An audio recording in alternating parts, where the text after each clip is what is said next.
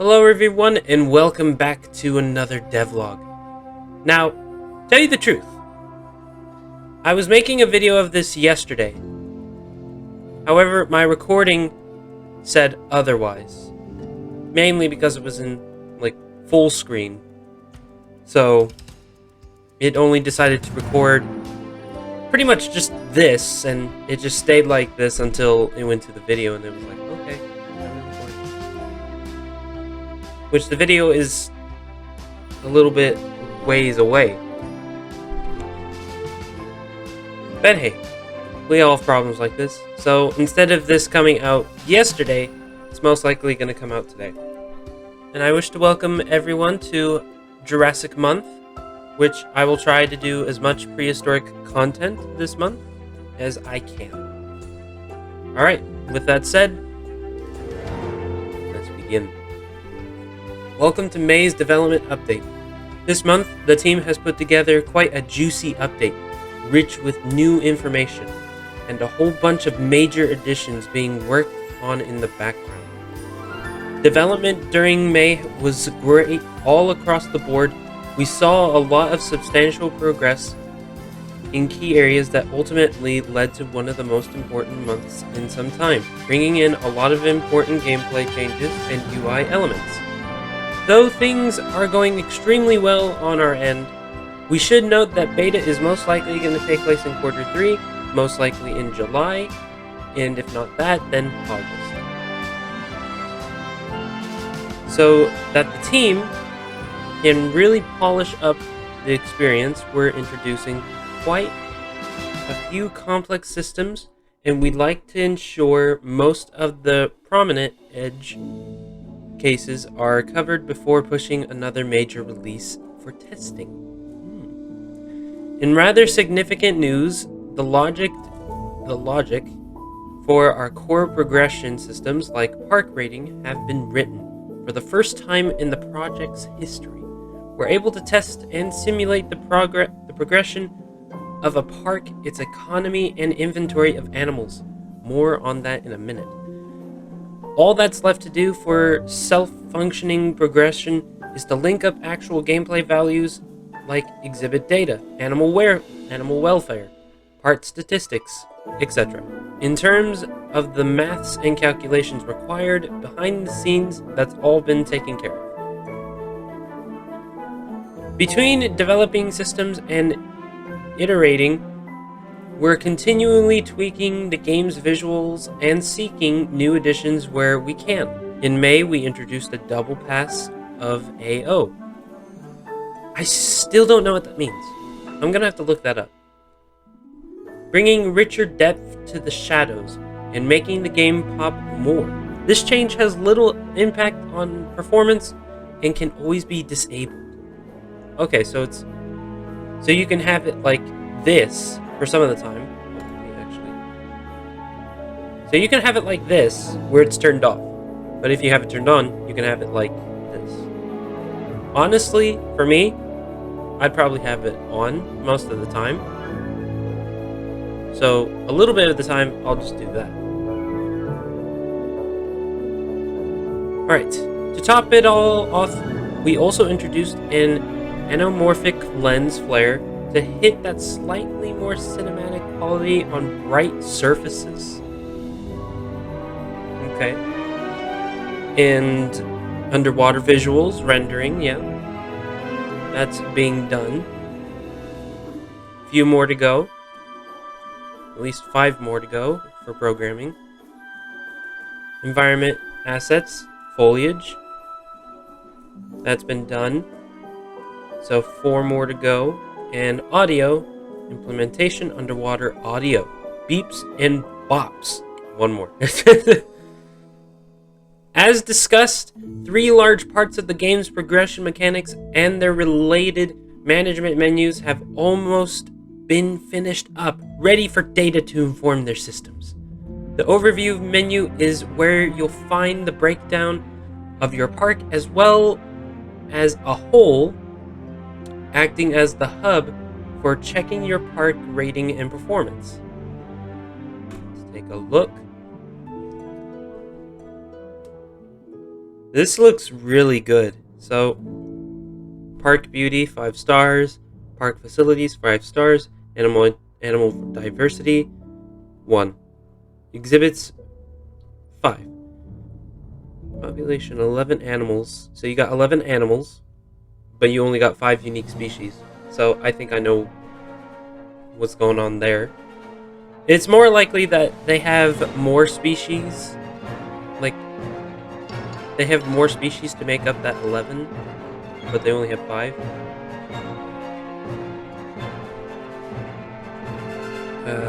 Most popular animal at 4 stars is Ivan, the Torvosaurus. Here you got the weather. Clear skies. 27 degrees Celsius. Here's the Fahrenheit! Park rating is only at 2.5? No, I would say that's 1.5. Yeah. Because it's not really 2 yet. It's just 1.5. Goodness. Adults are $250 a ticket. So that's basically like saying a mom and dad, they're basically spending $500. That's expensive. And if you have 2 children, you're spending $100. So if you are a family of 4, 2 children, 2 parents, you're probably paying like $600 just to get into this park. Goodness. Not a lot of people would be there. So that number is just right. Of course, I'm just joking. Sort of. UI concept art, child pricing, marketing, and staff not available at early access launch. Relevant management statistics and the weather forecast are all available on the right side of the screen, offering a surface level look at various areas or activities that players can interact with. And here we come to the money. Money makes the world go round, even in Prehistoric Kingdom. As we're making with a more grounded pricing, your animals and infrastructure can be quite a hefty investment, potentially costing millions of dollars.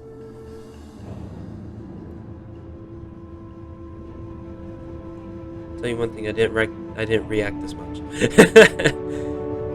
I don't know a whole bunch of finances, but I know like a few things.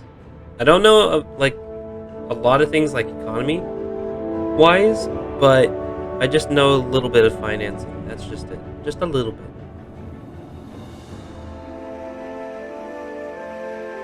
From the finances menu, players can look at their quarterly performance to see all their recent profits and expenses. Customizable line graph on the right shows that you've been up to over time, with the option to switch between a monthly or yearly review. If you're really struggling or need a boost, players can redeem loans that are paid off at a flat interest rate per month, with factors like facility upkeep as a monthly overhead. We're curious to see all your failure and success rates during beta. Excavations are how players selectively unearth new animals over the course of the game.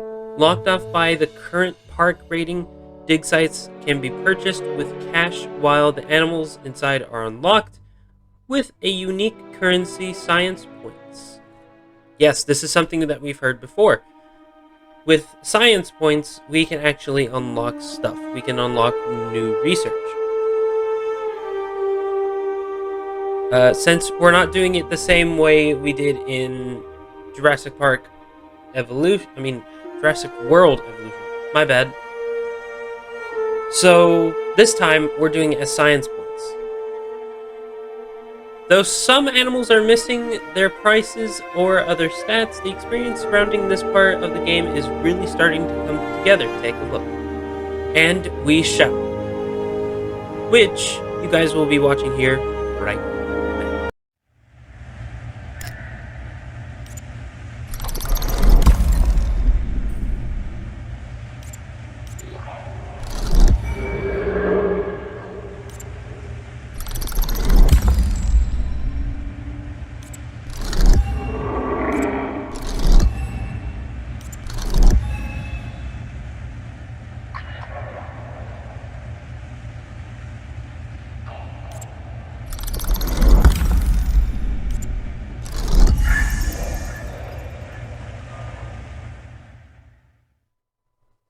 And we're back. Part of the many improvements coming to beta, we've been experimenting with the game's weather and atmospherics to see what types of climate conditions we'd be able to simulate. In June, we'll properly start the process of creating weather presets and fully implementing them into the game's calendar year. And here we have like a foggy environment right now. It's like boreal. And here we have the leather-hide T-Rex. Torvosaurus, foggy morning. This looks really good. I think it's like a coastal morning, if I had to think of it. And here we have Torvosaurus, another look at it. Name Nalinho.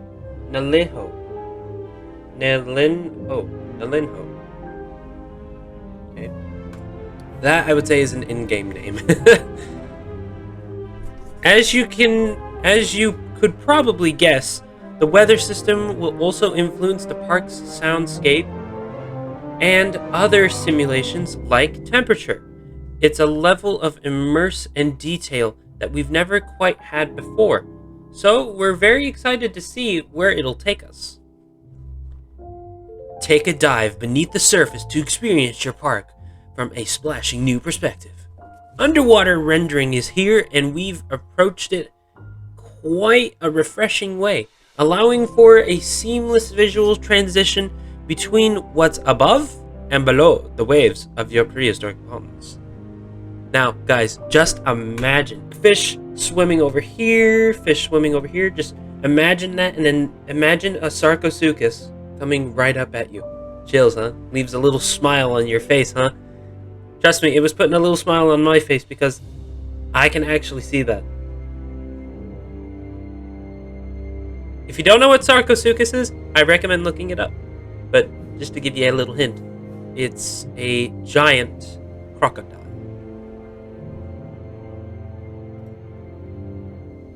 Alright, let's go to this. You could do the same with this one too. You can see like a little fish here, little fish over here. And then you can just get like a little peek of the Sarcosuchus like right here. Just like trying to reach for the surface. This is really good. I like this. I like that the underwater is like we're getting like underwater rendering, and I really love that we're getting that now. That's really good. Especially for beta. That's really good. Our soundscape changes with a camera's position tool. Oh, not tool. Our soundscape changes with the camera's position too, as the player plunges beneath the surface. Elements like animals, buildings, music, and ambient audio are filtered out depending on how deep the camera is underwater. We shall watch it right now.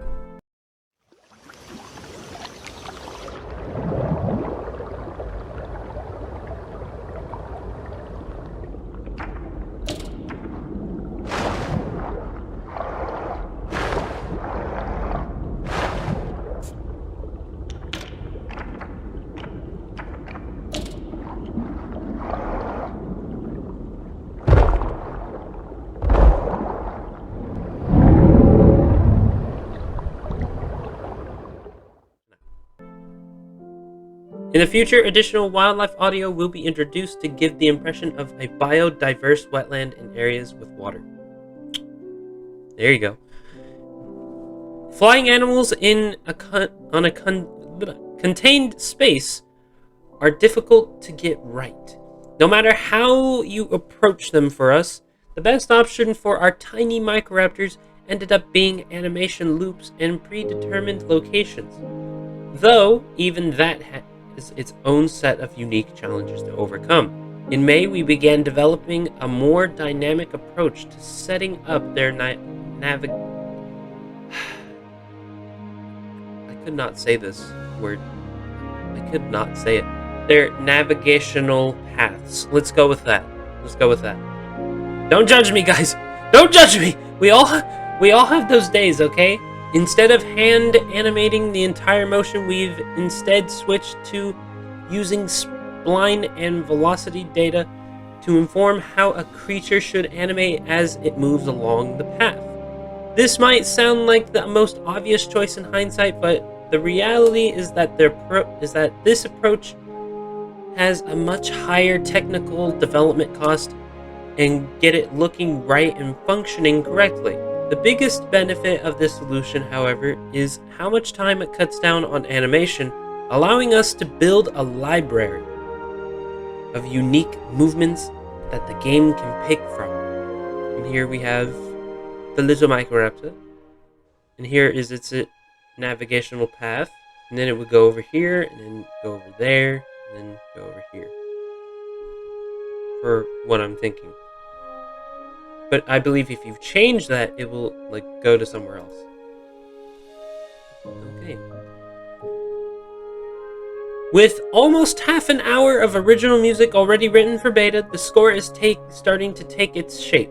To celebrate this month, we're showing off 2 more snippets from the soundtrack, all for them and in Judy. It's amazing how I can say like words like this, but I can't say, we're not going to get into it. Let's just listen.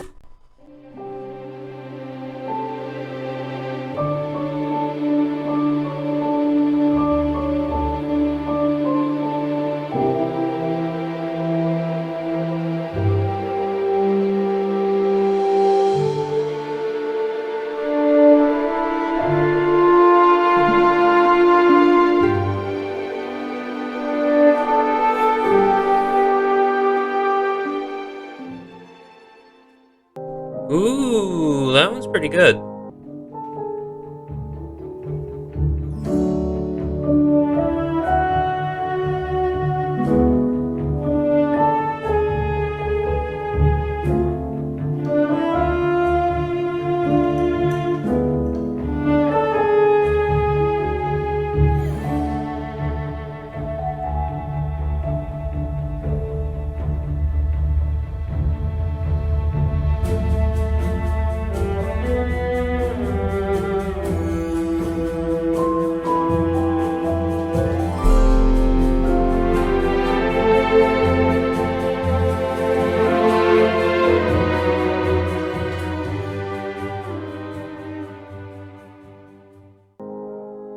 That kind of sounds like a baby going on its travel, all by itself. The coastal biome received its quality of life update, introducing loads of new items to bring its total foliage count up to 21 variants. Let's take a look. So you got like the new coastal foliage here. Not only that, but the new coastal paint of the rocks. The wood kind of looks the same. But don't worry, we're gonna get a much better look here. Yes, that is a better look. It kind of looks like how you would see, like almost see in Canada. But yeah, I could totally imagine seeing like a bear, like right here. But for what I can imagine is like a T-Rex, like right here. We've mostly seen them in the tropics, but luckily we had one we had the leather hide that was in the picture from earlier, that it was in the same habitat, but it was sleeping.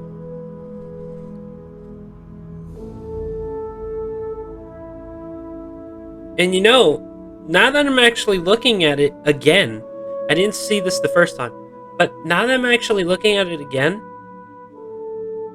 it almost looks like the habitat in Walking with Dinosaurs, Time of the Giants. If you've seen it, then you know what I'm talking about.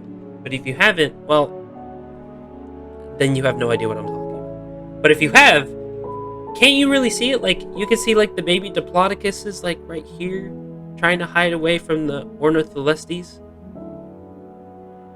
I can see it. I can see it. I want to see if you guys can see it. I want to see.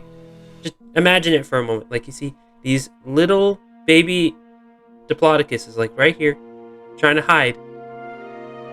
And there's an Ornitholestes right here. If you have no idea what an Ornitholestes looks like,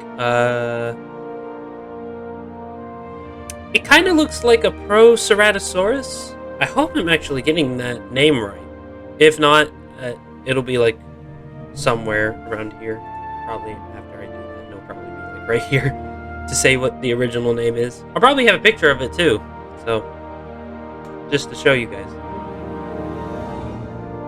And here you have like the rocks, there's the log, here's the trees, here's the ferns, here's the bushes. Perhaps one of the most well-known hadrosaurs, Parasaurolophus. Try saying that 5 times fast. I know I can't. Parasaurolophus is a truly remarkable creature, best identified by the elongated resonating chamber on its head. 3 of its species are spread across the world, ready for players to find in the upcoming beta. Now, 3 species, 3 subspecies. I don't really know which subspecies this is. I believe it's this one, or it could be this one. But I know that one subspecies has a smaller head crest, and I know Swerve has said in the past, like, oh, well then that's probably like a female and male difference. Like the females have the smaller crest. I have looked up into that, and that is not it. Of course, I believe he's already realized that, I think he realized that like a few months ago, and I believe I've talked about this before. Yeah, I feel like I've talked about this before, but oh well, you know, let's take a closer look at our cute para. If you can't say Parasaurolophus, you could just say para. Just cut that out. We all call them paras in Jurassic Park, so why not in Prehistoric Kingdom? But here's where you can tell the difference between the males and the females. The males had the more brighter colors, especially on the crest, like how some birds, it's a good example, like cardinals. Oh yeah, I see cardinals all the time here. Where I live, I see cardinals like all the time. I see females, I see males, mostly males. And if you guys know about cardinals, cardinals are these little birds that have different colors between male and female. The females have a brown color, while the males are known for their famous red color. So, if you've never heard of a cardinal, there you go. I just explained it to you. But I would recommend actually looking them up and seeing them for yourself. Because then you'll be like, it's so pretty! Not only that, but another good example is the birds of paradise. There are a lot of male birds that have a lot of different colors compared to the females, which are just bland. Which is how this female is. She's just bland compared to this beautiful male. And why is it that the males had more colors than the females? Well, it's because of this. Attraction. Show off. You know, he wants to show off his stuff. He wants to show that he's the strongest. He's the toughest. He's the most fittest. He has the stronger genes. That's what they mostly look in for. He wants to pass on his genes to this female, so that his bloodline, so that even after he's gone, his bloodline survives. News roundup. Nigel's voiceover. I have seen this earlier. Not yet. I mean, yeah, I saw this yesterday, but I saw it much earlier this month. Recently, Nigel teased his role in the game with a short dialogue preview. Click the link below to visit his Twitter page and watch this very special clip. If you guys have Twitter, you can do that right now. Me, I don't have Twitter because I don't trust it, especially with all the drama and hate. But I will leave a link of this, not of this, but a link of this to where you can check it out yourself. You can go down here and click on the link and see it for yourself. Alright, community spotlight, which means we're near the end. Actually, we're at the end. Created by swoop underscore, I believe that's underscore, there. In here we have and this is like a little show-off show. Okay, well, never mind. But yeah, it's like showing off Edmontosaurus. And I believe that's a male. So, well done, Swoop. There. Well done. Well done. Created by Jackosaur. And see, this is kind of like what he's got going, is that, like, there's no Microraptors in it yet, I don't believe. There are. No, there are. There are. Here's one here. There's, like, one over here. There's a few in there. But it's kind of like they fly into there and go over here. That'd be interesting for them to do.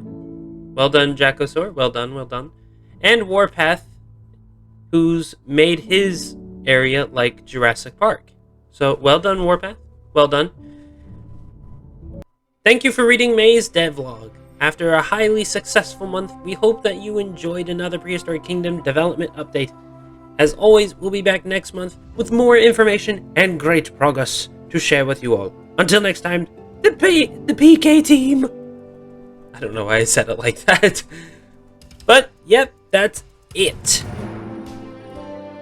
So, this is where we're gonna have to wrap things up. So if you guys enjoyed the video, please like, comment, and subscribe. And I really hope this video actually goes all the way through.